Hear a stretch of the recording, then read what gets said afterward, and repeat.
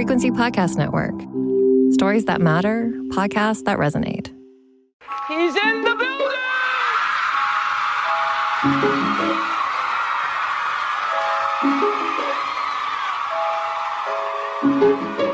Drink the moment.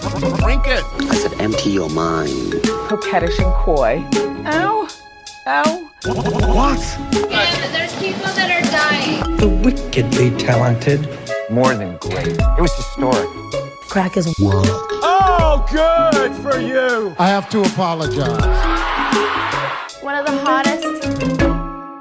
Hey, hotties, and welcome to The Reheat, a podcast that re-examines the hottest celebrity news and scandals of yesteryear and asks, how would we react to the same events if they transpired today? I'm your co-host, Sadaf Hassan. And I'm your other co-host, Sarah Sahagian. And this week, it's time for another Hot Off the Press. So that's where we usually discuss the salacious headlines that are obsessing us right now. It's a mini-sode. But today we're going to do something a little bit differently. We're going to do something actually quite meta. It's a holiday special about the Love, Meghan, a Holiday Celebration Netflix special, which dropped on December 3rd. So here's the basic premise of this holiday special. I'm talking about Meghan Markle's, not this one. Okay. It's an episode of the regular Love Meghan series, except it's holiday themed. Meghan makes various gourmet dishes like gumbo, cocktails featuring champagne, not sparkling wine, champagne, and she makes lots of crafts, including Christmas wreaths. There's also a lesson on how to wrap presents properly because apparently gift bags are gauche or something.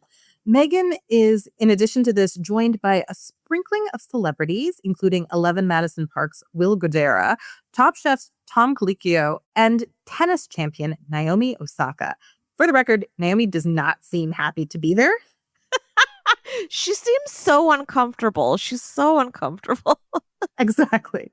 Filmed at Meghan and Harry's Montecito estate. It was also likely filmed in 2024. So even though she's talking about Christmas in present tense, this is not Meghan's actual Christmas. It was probably filmed, perhaps last Christmas or as late as January 2025. Internet sleuths figure this out because her beloved dog, Guy, who passed away recently, is actually in the special.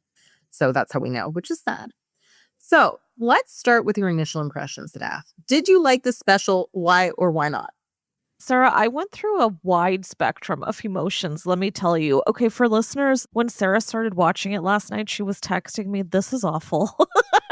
Your texts were cracking me up. And I was like, wow, this is actually making me very excited to watch because I've never really taken in with Love Meghan. I've not really watched any of it. I didn't even know this Christmas special was happening. So suddenly I was very enthused because I love to hate watch things. So I watched it. I thought I would skim through it. I thought maybe, Sarah, I would get through 10 minutes at best. You know what? I watched the whole thing. And here was my initial feelings. So I thought this is kind of cloying. It's too clean.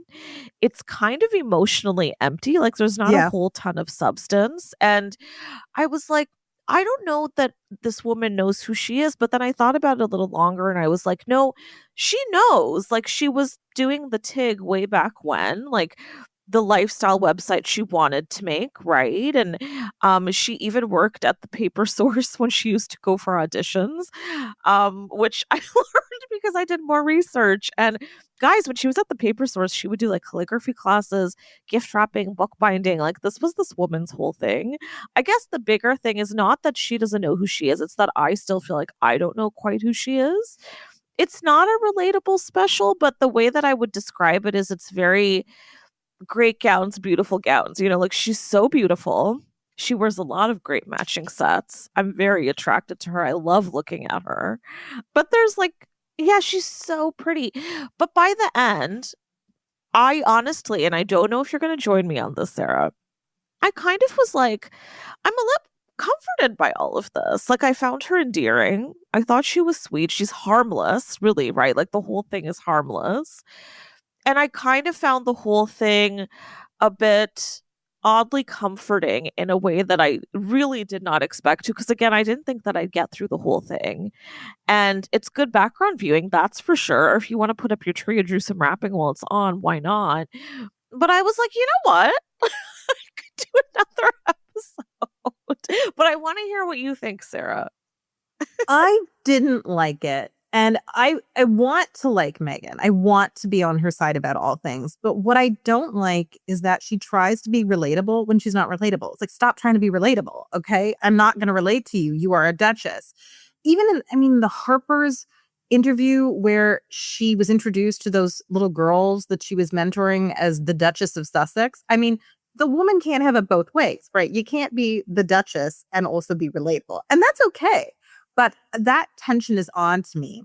The other thing that is weird to me is this is for me, right? This is for moms who are making Christmas magic. I'm the target demo, right? This is Meghan speaking to people exactly like me. She's speaking to sort of middle to upper middle class moms, telling us how we can DIY Christmas.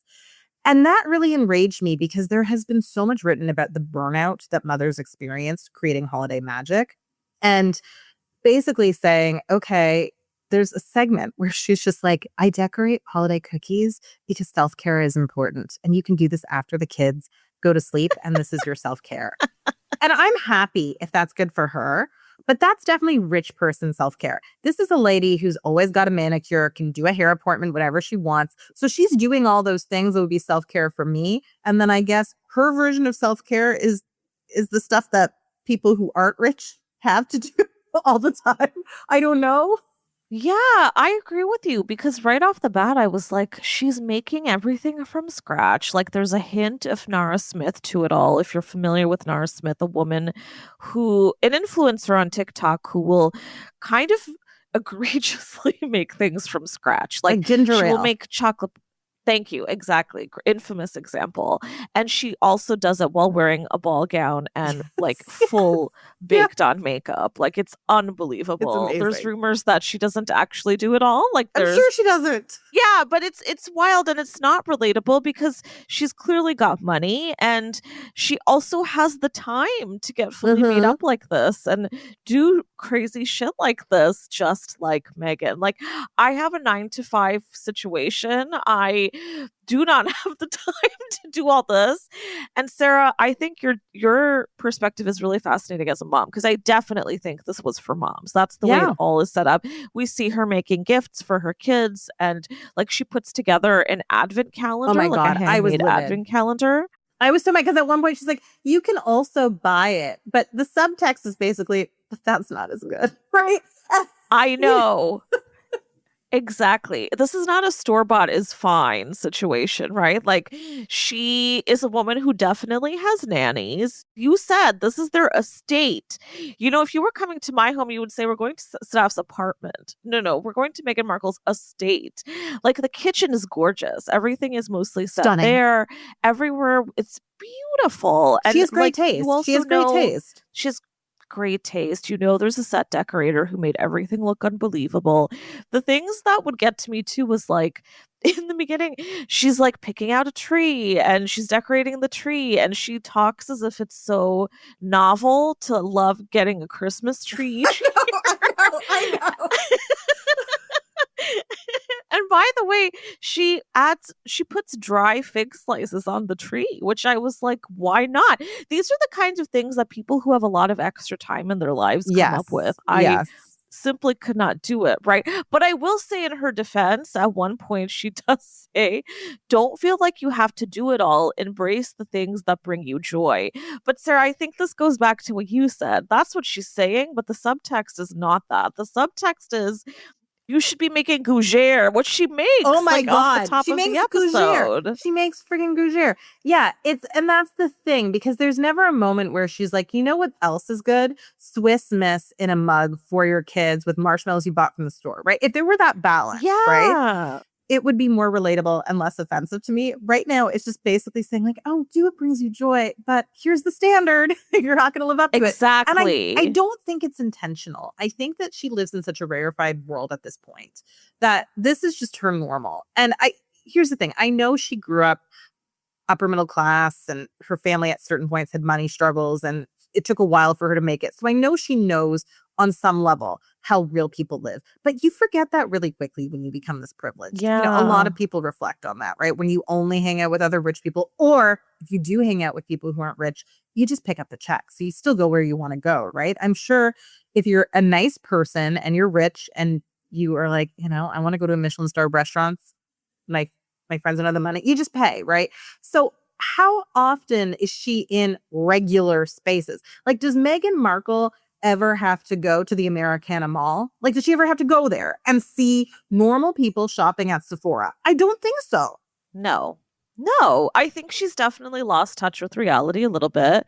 I do feel like this happens to anybody who becomes a proper celebrity at some point, right? Like you just lose touch. Yes. That happens with so many people we talk about. Gwyneth Paltrow was a great example. And Meghan is not just any celebrity. Like she lived the royal life for a bit. And as you said, she still clearly likes to have a little bit of it, which I find so fascinating, right? Because they put up such a big stink about leaving the family, which I was impressed by at the time.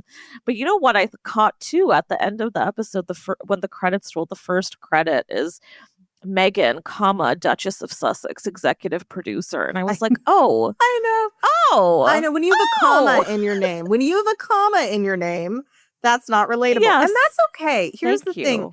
If she does stuff that's not relatable, like a special, like a royal Christmas, this is how we, as the Duke and Duchess of Sussex, celebrate Christmas. I'm going to show you what it is. That's fine. But trying to teach me how to make the crafts, it's like, lady, I think it's great that you can do this. I'm happy for you. But I have multiple jobs and a child, so I won't be doing that. I won't be drawing the figs. I won't be making the advent calendar. I'm going to go to Shoppers Drug Mart. I love you, Shoppers Drug Mart. And I'm going to buy one that Lint made for me. Okay? So I want this to be purely aspirational, right? I want this to be like episode of The Real Housewives without throwing wine. Okay? I like that it's peaceful. I like that it's relaxing. Yeah. But don't present it as anything other than aspirational. I think it's disingenuous. That's why I don't like it. I think that's such a great way to put it. It's such a great way to put it. I did find it interesting that efforts were made. So she makes the gougere at the top. She makes a lot of things. Then she also makes puppy chow at one point, which I was like, okay, that's a little more relatable.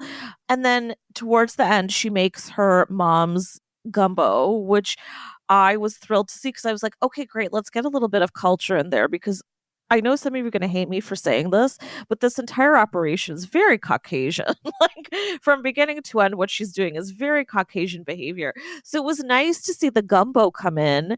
I would have loved to see her mom be featured. Maybe that's a plan for later on if the show keeps going. Because I feel like if it were Meghan and her mom, that would be a great way to do this. I feel like she needs someone with her.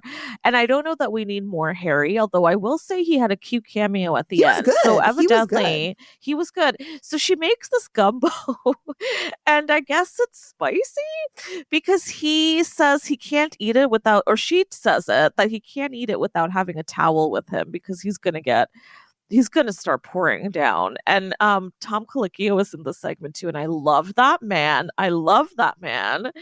And so I was paying a lot of attention. And Tom also just looks at Harry like he's an alien. And I was like, you know what? I could do more of this. Like, I think if she had more of the people in her life come on, we could get to know her truly a little bit better. She does bring on two of her friends who she's known for years, one who she's known since she was 17. I thought that was nice, but then they don't really talk, right? Like they craft together, which is fine. But I think what would be so great is if we just had a segment where they're talking a little bit more, like women do when they're together, like have a glass of wine, like do some gossip, something, give me something. I wish her mom had been on there. I just wanted a little more depth. And I felt like we were close to it. Okay, can I say one thing though, Sarah, in terms of as far as the relatable skills go? You're going to hate me for this. So there's a bit where she's talking about gift wrapping, right? She's a gift wrapping aficionado. She takes us through it. Sarah says she hates gift bags. So at one point she shows us how to wrap a teddy bear, but like bougie style. Yes. And so I'm not going to lie to you. Maybe I'm going to sound out of touch now, but this is something. Are you going to do that? I think I might. You know why? You know what? Resist. Sarah, I know. even rewound that segment twice so I could take notes because I was like, she makes it gorgeous. I don't know what to tell you guys. If you haven't watched it, here's what she does. She makes it look like what's it called? A cracker. Yeah, a So Christmas what's the word cracker. I'm looking Yeah, a for? Christmas cracker. A Christmas cracker, the way it's wrapped. She essentially wraps the teddy bear and then she marks it down lengthwise and she folds those bits. So then when you open it up, it's kind of like a three-dimensional cracker. I'm describing it terribly, but maybe we'll include a clip if I can find one. But it's phenomenal. It was like, wow, ma'am, like you've shown me how to wrap a teddy bear and make it look so fancy that I don't even have to get a gift bag. I was like, great. And you know what? Maybe she got to me. She infected me with whatever this was. I don't know what to tell you. I think it's just the reason I don't like this is because I'm the exact opposite type of mother. I get I it. am a gift bag, buy it at the store, nothing's homemade. Amazon will deliver that costume for you for Halloween type mom. And that's who I am. I get it. That is me. And I feel like, I don't know. I think I'm just offended because there's no mention of her having more time than most moms, right? Yeah. She very much presents herself as like, I'm a working mom. I'm like, I mean, yes and no. Like, yes, she works. She has a job. I'm not saying she doesn't, but most people don't have that level of help. And also, does she have to work when other people want her to work? I think she can make her own hours, right? No one's yelling at her to get into a meeting for 8:30 a.m., right? So I think it's just that moms already feel so bad about ourselves at the holidays, right? And when I see Meghan Markle putting out a plate of cookies for Santa in a beautiful green evening gown, it just doesn't do anything for my morale. It doesn't help my morale. I know. I so get it. Let me ask you this. If we were to compare her to, dare I say it, I'm sure she would love this, but a Martha Stewart special. What is the difference there, do you think? Obviously, Martha Stewart is a professional. Like, this is what she's done for her whole life. That's a big difference. But in terms of being someone who clearly has a lot of time on their hands and can take an extra mile, like, I think Martha would have loved the teddy bear wrap, I must say. Yes. So let me ask you that. I don't know enough about Martha in terms of whether she ever said, listen, I do live more of a privileged life, but I'm curious what you think in terms of that specific point. Martha doesn't bother me as much because Martha's literally there to shame you. She's there to be like, I sleep 4 hours a night. You should too. I run an empire and still make crafts. Just be better, right? Like, why do you need sleep? Just don't get sick. That's a waste of time. Literally, that's a quote from Martha. I don't get sick because that would be a waste of time. Okay? Martha is superhuman. I almost just spit out my coffee when you said that. That is the most delicious answer you could have given me. God bless you, Sarah Sahagian. You're so right. You're so right. Yeah, I guess you're right because she really does own it in that way. I mean, and I do love that about Martha, I must say. Yeah, you're right. I guess there is this almost kind of like aloofness to Meghan's brand, right? Where you don't totally know what it is. And I think this show gives us the best sense of what she's trying to do and wants to be. It's just not totally landing, I don't think. And I was telling Sarah before we recorded, I was looking up the ratings. They're not great.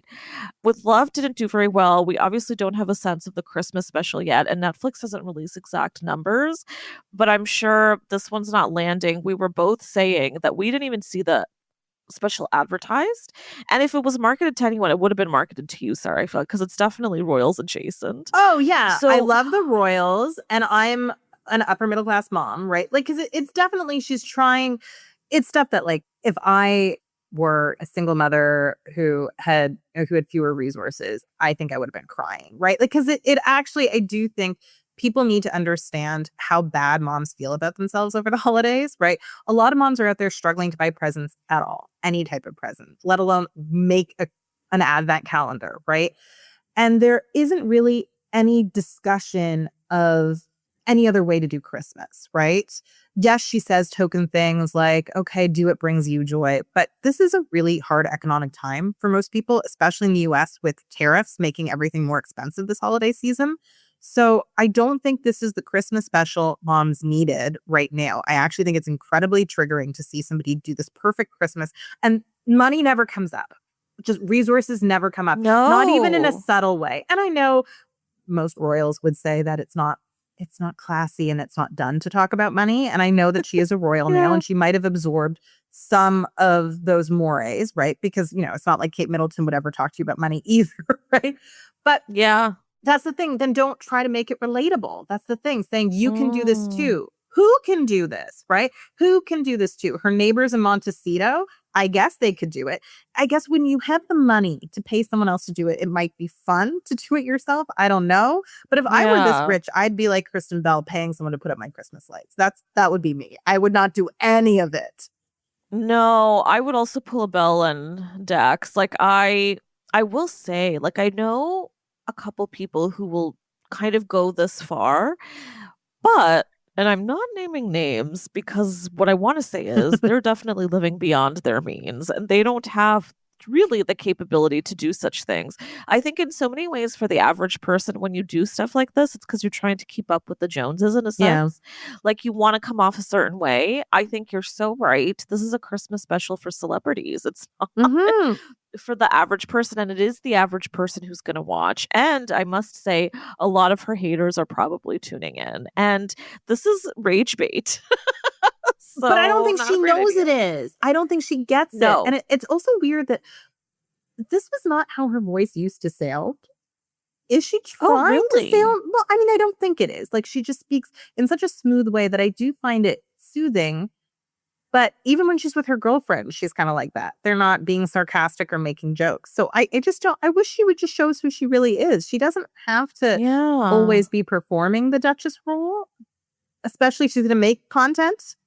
Anyway, it's just so that's no, let's sit with that for a second, because that's my big thing is that, like I was saying, I just don't feel that I know her enough. And this was an hour special. And I wanted to know more because, believe it or not, I actually liked her by the end of it because I did feel soothed by that voice. I felt voice. Aroused by that face. Yeah. And I was like, this is a sweet woman. Like, she has no bad intentions. No, she means well. But she means so well. There's just not depth there, and I know she has it. That's the thing. I know she has it. But I think so much effort is being put into making all of this look perfect. There's a moment early on where they kind of break the fourth wall and they show how the cameraman and the director is trying to make everything look so perfect, like the way she moves like a pie dish or like whatever. And I was like, okay, that's interesting you showed that, because it's kind of an anomaly throughout the episode. And I was like, maybe that's the best they could do in terms of flicking at this is like a certain type of show. This is like a certain type of veneer that we're putting on. But I agree with you. It would have been cool if maybe there was a point where they really more directly nodded at the fact that this is not a lifestyle that just anybody can have. But you're right, because it does come through in the way she talks. I thought that too. I don't know that her voice necessarily has changed because I didn't know it well before. But yes, when we have the segment with the friends, I thought this is it. We're going to really get to see her in this moment. But she's kind of doing the small talk thing where they never go deep on any subject. Exactly. Meghan loves a pun. I learned she loves a pun, which is kind of adorable. But it, again, doesn't take us very far. No. Like, I come on. Like, she has some of the most famous friends in the world. Like, she's friends with Serena Williams. I know Serena Williams is not just sitting around talking surface level and throwing puns around. Like, I don't know. I found it odd. And then I also felt that her friends were not 100% comfortable, which, makes sense because this is not real, right? Like, it's definitely not the way that they usually are when they're together. Oh, God, what I'd give for a little more of that. Okay, let's take a break. And when we come back, we will discuss all the celebrity guests.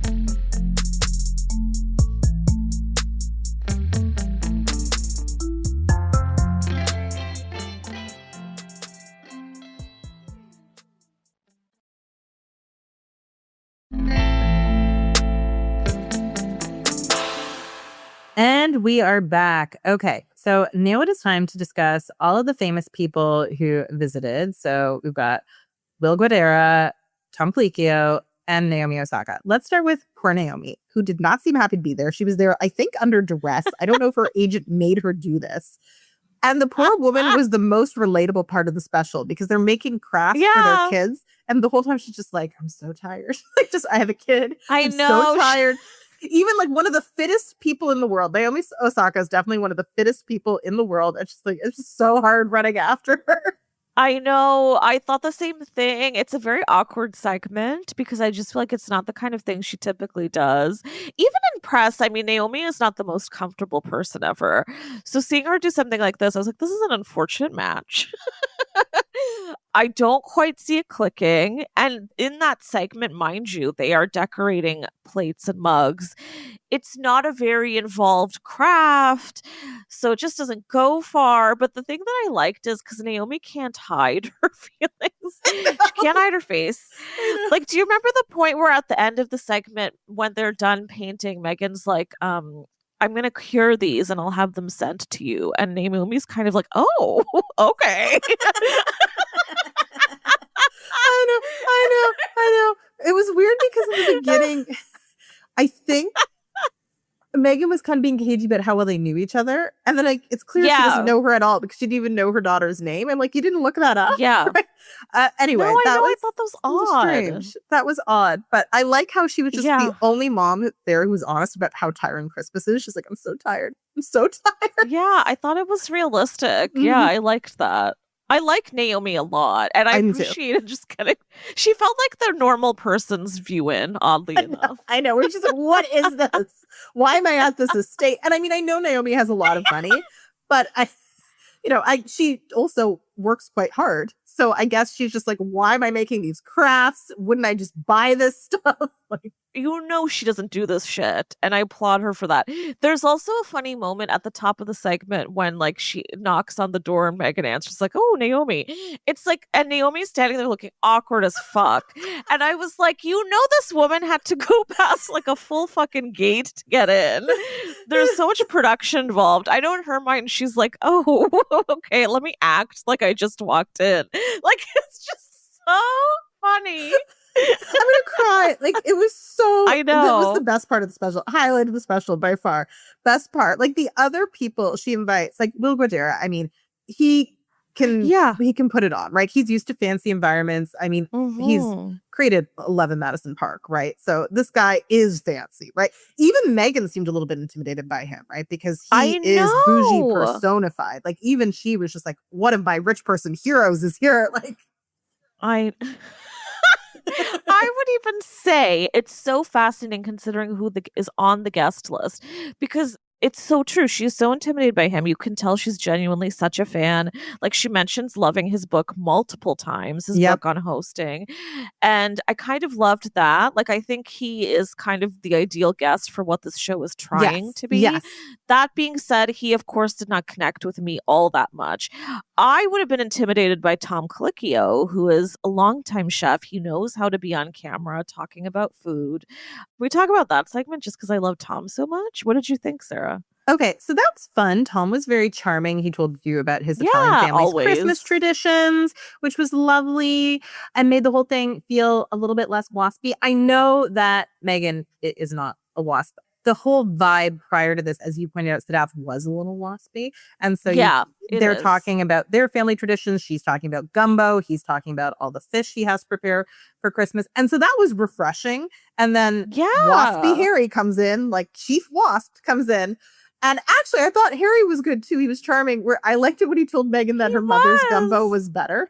I thought that was funny. I loved that. I loved that. He was very good. Like that whole segment was really well done. And I could, you know why too? Because I felt like it was off the cuff. Like he was definitely meant to walk in. Yes. But I felt like the conversation the three of them proceeded to have was not planned. And it worked really well.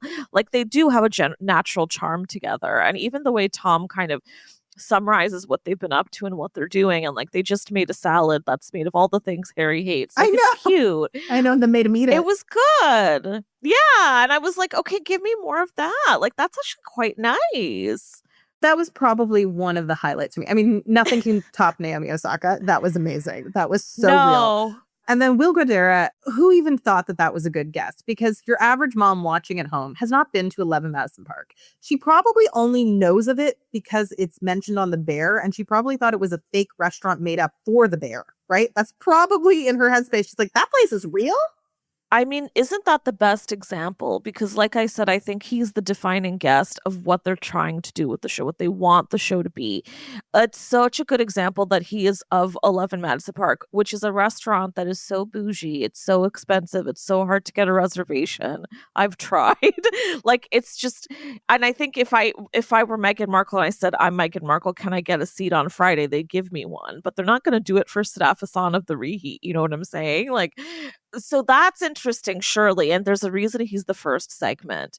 But I really thought the next ones gave us a little bit more. Again, what did you think of the bits with the friends, the best friends? Like you, I thought it was weird that they couldn't speak candidly. I don't know if there were more candid remarks that were cut. I mean, you get some insight to their group dynamic. One of the friends is very competitive, right? Meghan has to remind her it's not a competition, but that's as spicy as it got, right? And she also was preparing cocktails. So these women are a little bit liquored up and it didn't get spicier than that. I don't believe that.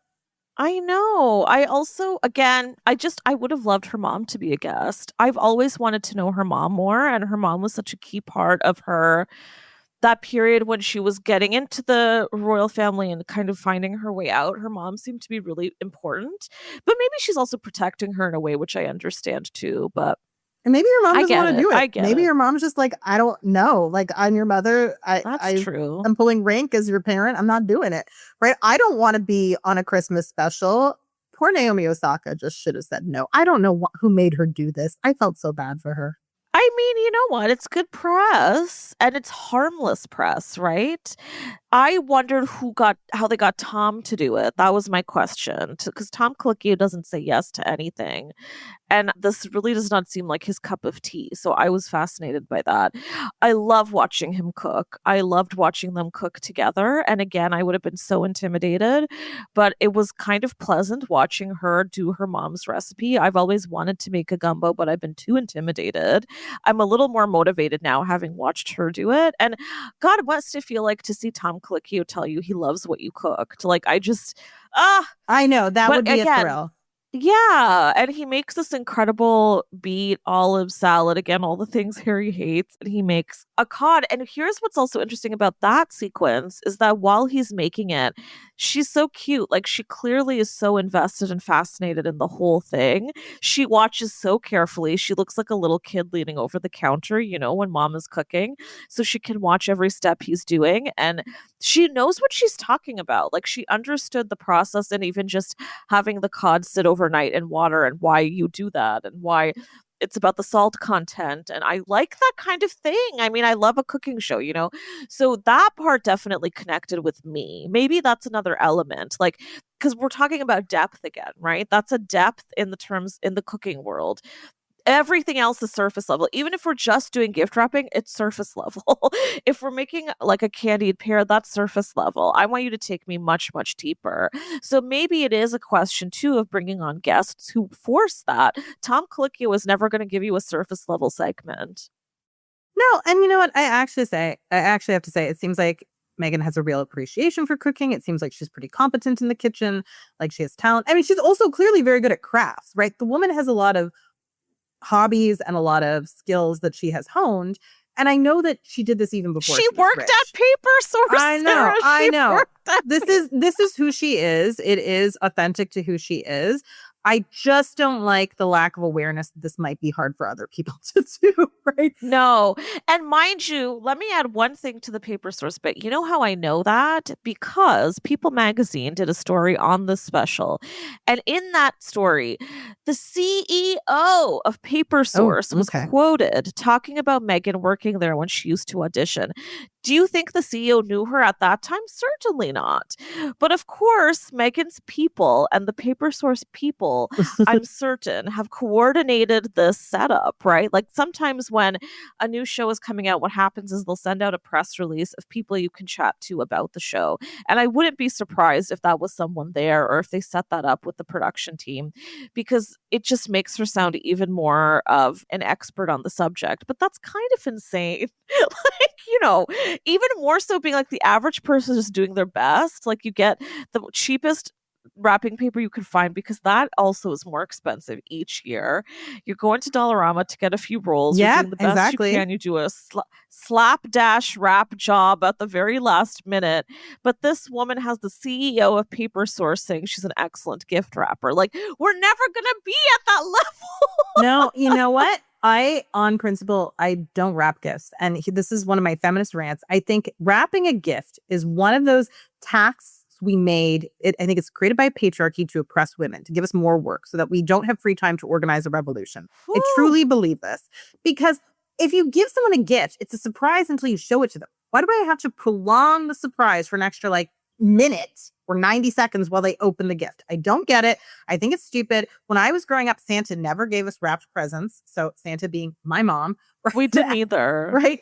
The presents were just there. You saw the present. Mom never wrapped it. I mean, because of social pressure, she did wrap relatives' gifts, but she wouldn't have if she didn't have to, I don't think. And I just don't wrap anything. And my parents think it's funny. No one judges me for it. They just are like, oh, that's your weird quirk. But I'm just like, no, this is something the patriarchy wants me to do. And I'm not gonna do it. So I don't wrap at all. That's fair. That's fair. Okay, let me hit you with a question, Sarah. Another one kind of similar to my previous one involving Martha. So we know Meghan's no Martha, right? She's not an Ina. She's not Nadia, because those are professionals. But what if we compare her to, let's say, Stanley Tucci, because he's got an Italian food reality show. He goes through Italy. Or even Pamela Anderson, who also has a relatively new lifestyle show, very similar to With Love, Meghan.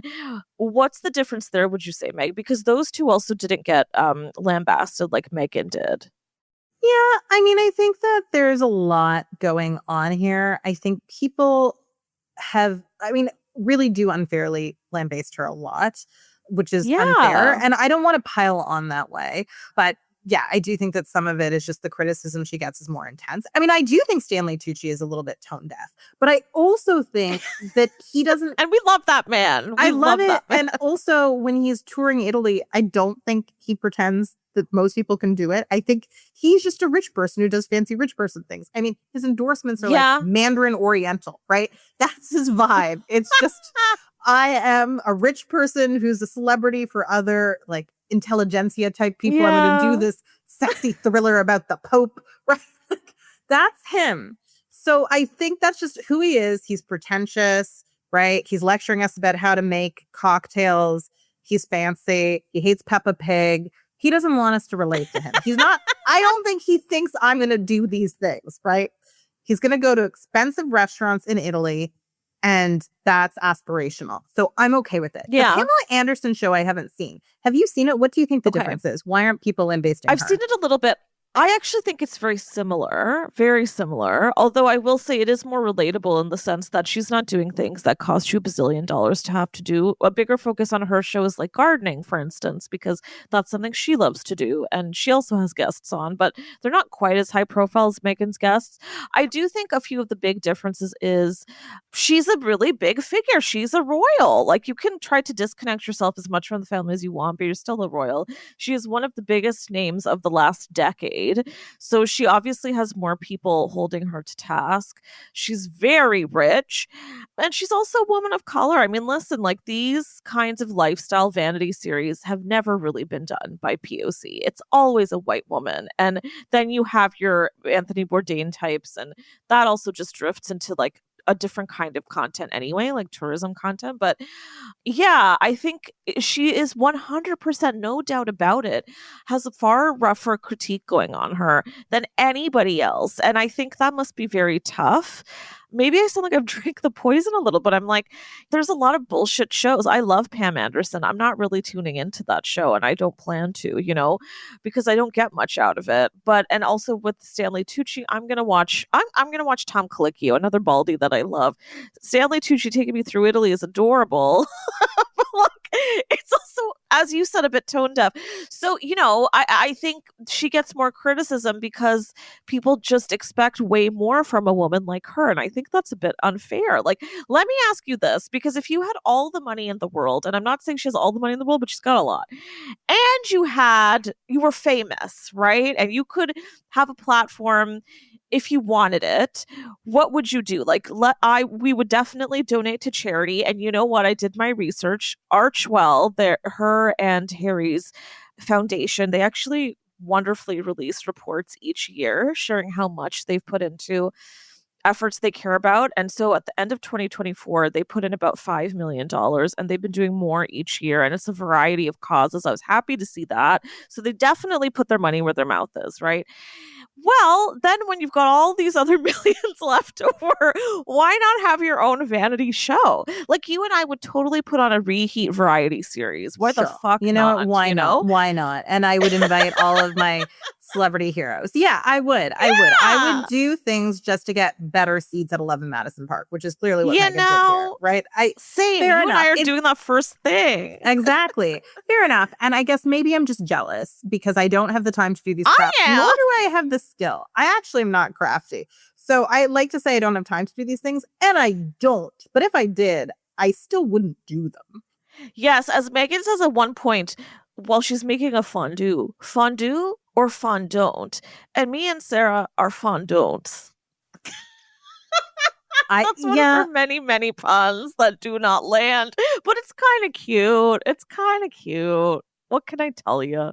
I think she seems very sweet, as you said. I think she seems very sweet. I think the vibe is a little bit inconsistent and a little strange. I just want it to be completely aspirational. Just make it like when Jackie Kennedy toured us through the White House at Christmas, right? When she showed you the White House at Christmas. Wow, she wasn't telling that's a good you, example. You should do this at home, because of course you can't, right? You can't. You don't have her staff, her resources. You can't. It's just so that everyone else can appreciate the beauty, right? And that's what I want from Meghan. Yeah, Meghan's gonna have a better Christmas than me. That is fine. I do not begrudge her that. But just don't pretend that I can recreate this when I don't have an estate. That Jackie tour video is a damn good reference. We're going to put a link in the show notes to it because it's totally the kind of world and sheen that I think With Love is trying to go for. It just doesn't, it's not applicable to her demo. That's what is so tough. So I'm with you, Meghan, if you're listening, which I'm sure you are, either go the full-on aspirational route or hit us with some depth, I beg of you, because I might actually tune in. Bring on these people in your lives who are real people in your lives and do more than a little bit of small talk, please, because women don't do that when they get together, please. I don't want to see that. No. Absolutely. So let's conclude by talking about her looks, okay? Her looks are great. Honestly, fashion icon. I don't think they make sense for any of the scenes, but they're absolutely fantastic. Not. My favorite outfit was the red skirt she wore while decorating her 9-foot Christmas tree. Loved that. Loved it. It was gorgeous. And I loved how she, as she looked so stunning, taught the audience how to help our ornaments, quote, find their light. Thank you, Meghan. Then she wears that stunning Galvin London green gown. That is incredibly expensive. I looked it up while she's putting out a plate of cookies for Santa, as you do, because it's okay if you get crumbs on your expensive gown. You've got more, right? You've got more gowns. 100%. She looked, again, the woman looks incredible. She looks great. And she has great taste in style. I love it. She has great taste in everything. I don't think that the taste is an issue. I mean, the food looked great. The crafts looked really sweet. They were aesthetically pleasing. Her house is great. She has a Nancy Meyers kitchen.